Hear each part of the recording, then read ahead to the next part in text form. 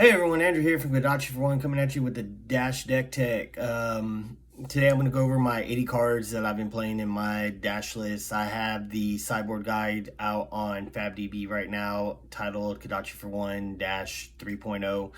It's going to go over a lot of the matchups. A lot of stuff isn't written in stone, so when you're reading the Sideboard guide, I really write these out for players to get a general idea on how to tackle matchups for that person. It's not written in stone. You don't have to follow the guide 100%. Some stuff that works for me doesn't work for other players. Completely different play styles. So, there's that. So the main purpose of this video today is for me to go over the 80 cards that I'm playing, why we're playing them, applications for newer players, and explaining why we were playing these cards. That's like the one big thing a lot of people are always asking, like, well, why do you play this card? Like, that's random. So this is mainly what that video is supposed to be about. Again, sideboard guide and everything's going to be in the list, along with flex cards, and I'm going to explain some of the flex cards in the deck based on your meta and my meta, where you can change them out and what you can change them out for. So again, thanks for watching. I appreciate all the support, and let's get into the video. Thanks. All right, everyone. Now, here we go with the deck tech. So again, this is a deck that I've been playing here in my locals and around Texas. Been finding success with it. I'm going to go over some of the card choices, why I play the cards, and what I've been doing. So today the hero is going to be Dash, Inventor Extraordinaire. Doesn't really do anything special. Search your deck for an item at the beginning of the game, put it into play, basic stuff. Our basic chess piece is going to be Teklo Foundry Heart. It blocks for 3 throughout the game. Pay 1 resource, turn it into 2 resources potentially. Super clutch card. We got our Achilles Accelerators, the bread and butter of the deck. Helps you out of some sticky situations by generating action points if we boost it throughout the turn. And it does have the Arcane Barrier 1 built into it, so there's that. We got the Arcanite Skullcap, just best generic helmet in the game. Has Arcane Barrier if you're at lower health, which, sometimes that does happen. So, it can be used. It also blocks for 3. And then we got our pistol. The Teklo Plasma Pistol. Pay 1, put a counter on it, remove the counter, it shoots for 2. In conjunction with Plasma Purifier and Induction Chamber, you can shoot your opponent a couple times a turn, dwindling down their hand and pistol locking them, also known as KoDaChI locking them, for you ninja purists seeking some new information on Dash. And then we got our Goliath Gauntlet. This is one of the best gloves we can be using. You do have options of using the Iron Rot Gauntlets as well for more block if you want to try to play that build of the deck. I prefer these. And then we got the No Ruin Gloves for the Ruin Blade matchups to help block out some of the Rosetta Thorn damage. So there's that. Now let's go ahead and get into the deck. I'm not separating the deck from the sideboard. I'm just going to give you the full package in the color suite. So we're going to go attack actions, non-attack actions in each color and go over them as to why we play them. This one really doesn't need any explanation. It's 0 to 60 boost. If you hit him, if you boost, it gains go again. And it's a 4 attack, which is a break point. It costs 0 and it blocks for 3. It's a super solid card. It's literally Mechanologist's bread and butter, along with the Zipper Hits. Probably the best Mechanologist card. It's 1 to cast, 5 attack, 3 block boost, so it has go again. Super strong card. Every list you're gonna see in every dash list is going to be playing the full 9 copies. So are we. So now we got our high speed impact. This card is super solid. It demands your opponent to respect it. So you're either going to get a 2-card block out of it, or you're going to get a block and a piece of equipment. When you boost this card, or if this card hits, the next card that you boost on the chain gains dominate. So you can do some pretty cool stuff with this. One of my favorite things to do with it is I'll pop Goliath Gauntlets, pitch a blue, swing with this, boost it, then play a combustible carrier, dominate it for 4, demanding another 2-card block or a block in the equipment. It get that, and if it hits, then you know your next attack is going to gain +3 that you boost. So you can do some really neat lines with this card and set up some big turns. So super solid card for the deck. One of the few on-hit effects that we actually do have, so that's pretty neat. We got 3 red payload. Payload's just a strictly better version of maximum velocity. Thank goodness we got this card. I hated having to play maximum velocity in the deck for the Prism matchup. Now we got another card that fills the same role that we can actually play without having to warp our deck to play it. If we boost it this turn, this card gains dominate, 2 to cast, 6 attack, 3 block, super good. And then some more aggression. We got our 3 throttles, red throttle, 2 cast, boost, 6 damage, blocks 3.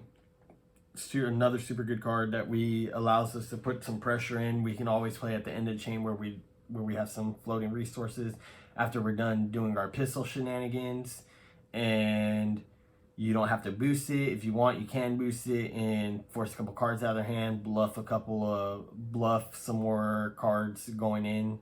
You know, there's a lot of things that you can do with this card that justify playing it. It does not have an on-hit effect, but you know, 2 for 6 is a pretty good on rate. We're going to play 3 Command and Conquer. Sorry, these aren't foil, but you know, one day. Command and Conquer, nothing needs to be said about this card. Dash really depends on this card to keep the deck on an even playing field. 2 to cast, 6 damage, destroy an arsenal if it hits. Defense reactions can't be played. Pairing this with Goliath Gauntlets coming in for 8. Helping rip your opponent's hand in case they're trying to set up for a turn. Really key card against the Bolton matchup. And it just, I don't know, it's just a solid card in the deck. And then we're going to move into our non-attack actions now. We're going to be playing our 3 high octanes. High octane, when you play it, draw a card. Every time you boost, make an additional action point. So the first boost is going to be you're gaining your action point back and then making another one, so that's 2. Second one, you're going to use 1, so you're going to go up to 3. You're going to use an action point, boost it, refresh it, and make 3. So on some turns where you haven't set up enough induction chambers or whatever the case may be, you can go 0 to 60, double boost, move some counters off your purifier, and then shoot for upwards of 12 damage a turn. I've seen some turns as high as 20 damage. Me personally, I typically am able to get about 10 to 12 damage out of them on those kind of turns. So it's a super solid card. And then we're going to go into our last non-attack action in red Pour the Mold. A lot of controversy about this card. There's people that love it. There's people that hate it. I personally like this card a lot, especially in the meta that we're in, where we got to play for value and outvalue our opponent. This card allows us to set an item up in our arsenal. Then if we draw into it, we get to play it, put the item into play with the go again. If we boost it that turn, it's going to come in with a counter on it. So it's super strong. You can play it with Teclo Pounder. You can play it with Spark of Genius, Induction Chamber, Plasma Purifier, Dissolution Sphere. Like any of these item cards that you play it with, you're going to have them out for an extra turn, or you're going to get them with a counter on, which is huge value. And it has go again, so you're basically playing the items for free.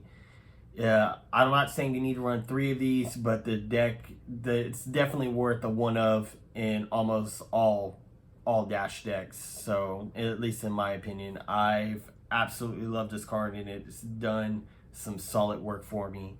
So we're going to go into the item cards now. We're going to be playing the 3 induction chambers. A lot of people are cutting down to 2. I can understand why you cut down in 2, but in this version of the deck, we do boost a little bit more than normal. So hitting one of these items is really rough on the deck. So I do like to have the option of running 3. So that's my personal opinion. Again, there is arguments to run 2 of these, but at least in this version of the deck where we're playing like a semi-aggro package, you're going to kind of want to run the 3. I have the sideboard guide written out, and most of the matches you're going to start up with 2 of these. Some of them you're going to go up to 3. Some match you're only going to play 1. So just, like I said, that stuff's not written in stone, but, figure out what works for you, and we'll figure it out together as a community. So we got our same thing, 3 plasma purifiers. Same argument for the 2 induction chambers you can have for the plasma purifiers. Again, like I said, I like to boost a lot in the deck, so I like to have the 3 just in case I hit one. And they put in the work. It helps you pistol lock your opponent, and it's another target to play off the Pour the Mold. Nothing much to say about it. Just solid item cards in general. Now we're gonna hit the D-React package. It's just a standard D-React package. We got the 3 red Sink Belows. If you're stuck with a card that doesn't block in your hand, such as an item for whatever reason, we can use this card to filter the item to the bottom of the deck and block for 3 and potentially draw into another D-React, or draw another card that has a block on it. You never know. It's a super solid card. You got our 3 Fate for Scenes. I like playing this card because it has the Opt 1 effect on it that allows you to peek at the top card of the deck. It blocks for 4, helps you miss boost targets. So if you have this in the arsenal or in your hand, and you got a gas hand that you're gonna know that you're gonna have to at least boost once or twice during the turn, this will help you avoid doing that in game plans that we're running this card. So just solid defense card that helps Dash get to the finish line. We got the red unmovables. For right now, we're playing this card just strictly because of Starvo. I like the yellow ones, but with Starvo being in the meta for a little bit longer, we're forced to play this card. So later on, I might take them out to put in the yellow ones or even blue ones to have a little higher blue count. But as of right now, this is what we're stuck playing until next ProQuest season. So luckily, as of filming this video right now, I think we got a little under a month left of Starvo. So that's the defense package. Now we're going to move into our yellows. The same thing. Yellow 0 to 60, boost, 3 damage, 3 block, pitches for 2. One of the best mechanologist attacks. Not much to be said there. We got our 3 zipper hits, same thing, 4 attack, 1 to cast, 3 block, pitch for 2. Super solid card. Best mechanologist card by far. We're going to go into our non-attack actions. We play the 3 Spark of Genius. Spark of Genius is a super solid card because it has multiple applications. Not only does it block for 3, and it's a non-attack action for matches that require us to block with non-attack actions. It allows us to tutor out item cards from our deck. If we boost, it allows us to tutor item cards out of the deck, and if we boost, it lets us refresh the card that we played for it. So at the end of a chain, we can play this for 2, or we can play it for 4. It's grabbing an item that costs 2, bringing it into play, and then drawing a card and sending that card in the arsenal if necessary. You can also spark for 0 fail to find if you boosted the turn and draw a card and set in the arsenal. There's a lot of applications that can be used with this card. I'm gonna leave it up to some of you guys to figure out the lines of play for it, but it's just one of the better non-attack actions in the deck. Now let's move into the next one. The card I hate the most in the deck, but you know, we kind of need it, is a Tome of Fendel. I hate this card, but we need the life gain, and I hate Sigil more in the deck, so I play this. It's not necessarily always bad in matches that we do play it. We can always use our boots in conjunction with this, so you can pitch a blue, play this from arsenal, draw 2 cards, gain 5 life, and if you boost it throughout the turn or whatever the case is, you can pop your Achilles accelerators, gain the action point, and move on. Or on a high octane turn, you can play pitch a blue, play a high octane 0 to 60 or zipper hit, whatever one to cast, 0 to cast boost card that we play at that time, and then make 2 action points and then play this from the arsenal, gaining 3 to 4 life and continuing on with our turn. I hate the card, but it's a necessary evil until we get a Mechanologist defense reaction, I guess. Like, I don't know, I don't like this card, but it has a lot of upside in this deck in certain matchups. So there's that. Now we're gonna go into our items. I play 3 D-spheres in the deck.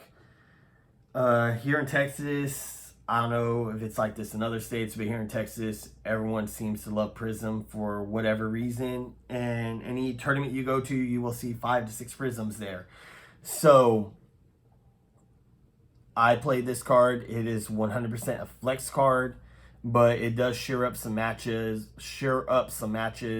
We played it in the Viserai matchup before Viserai got neutered and he was making a bunch of rune chants. So towards the end of the game, or when you knew that they were about to combo off, you can delay it a turn. Sometimes that really didn't matter because they just pop Skeletor and do all their shenanigans, shoot you, and then throw a 9th blade with 20 rune chants, not giving a care if the rune chants hit or not. So it's kind of a hit or miss card, but in Prism and in KoDaChI, it does buy you a couple turns. I can tell you from my experience alone, when we start getting to the last couple of life in the game against the Prism matchup, we can drop one of these the last 2 turns and just not care about auras and go face. It saves a bunch of life in that matchup. Again, if you don't have a bunch of Prisms, you can take these out. You can drop them down to 1. You don't have to play them at all, but at least here we have a bunch of Prism, and I think these are necessary to play into those matchups. So now we're going to go into our blue package.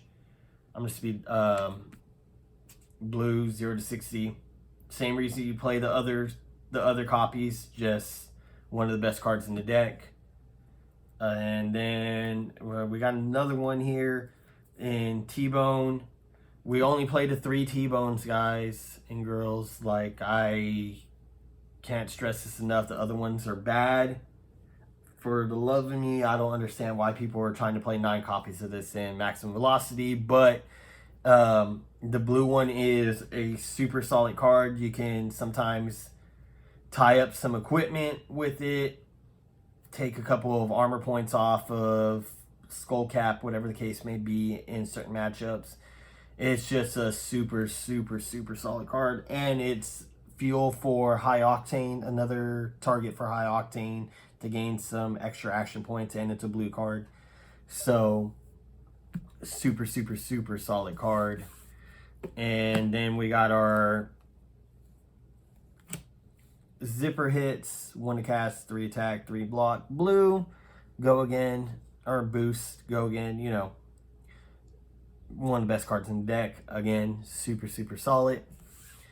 Now we got our blue high speed impacts. The same reason we play the red one, we play the blue one. This one is a little undervalued, so, you know, it makes your opponent feel bad for having to dedicate a card to block it. If they don't, then you can come in with a zipper hit or, you know, a combustible carrier with the gauntlets, whatever the case may be, and sneak in some dominate damage if needed. Most of the times, the blue one is strictly just a pitch, but there's some neat situations where this card is actually going to be played. So, I said it earlier, we played the combustible carriers, so we have the blue combustible carriers in the deck. 2 to cast.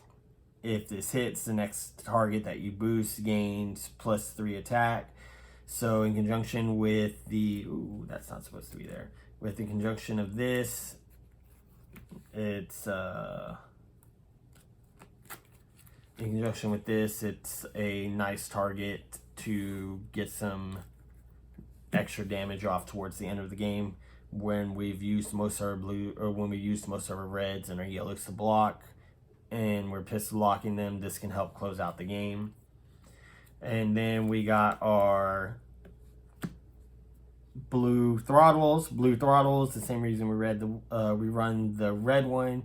2 to cast, 4 damage, 3 block, and it has a break point on it, which is solid in what we need in the deck to get some chip damage in towards the end of the game. We can pop it with Goliath gauntlets coming in for 6 as well. And just get some cheeky stuff in. So there's that. Now we're going to go into our non-attack actions. We only run the 2 non-attack actions in the blue in the form of Pour the Molds. Look, we could play Rotary, we can play Locked and Loaded, but we do play 2 0 to cast items in the deck in the form of Teclocore and Signal Jammers, so these are worth a slot at most. These are going to block for 3, and in niche situations, you're going to be able to Pour the Mold, a Teclocore in with 3 counters, so that's going to be 6 resources throughout the game. And, you know, I don't know. I really, really like Pour the Mold. I wish there was room for a yellow one, but we don't really have enough. We got enough items in the deck, but there's not enough items at the casting cost that the yellow one requires. So, super solid card. And now we're going to go into our items. Like I said before, we got the 1 Teclocore. Teclocore comes into play with 2 counters on it. If you play it off of a Pour the Mold, it comes into play with 3. At the beginning of your turn, you remove a steam counter and float 2 resources. Towards the end of the game, we can use this to load up our items.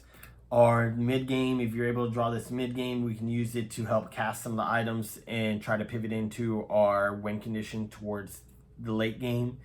I don't know, it's a super solid card. Every Dash deck runs at least 1 to 2 of these, and I don't know, super good card. The 1 Signal Jammer.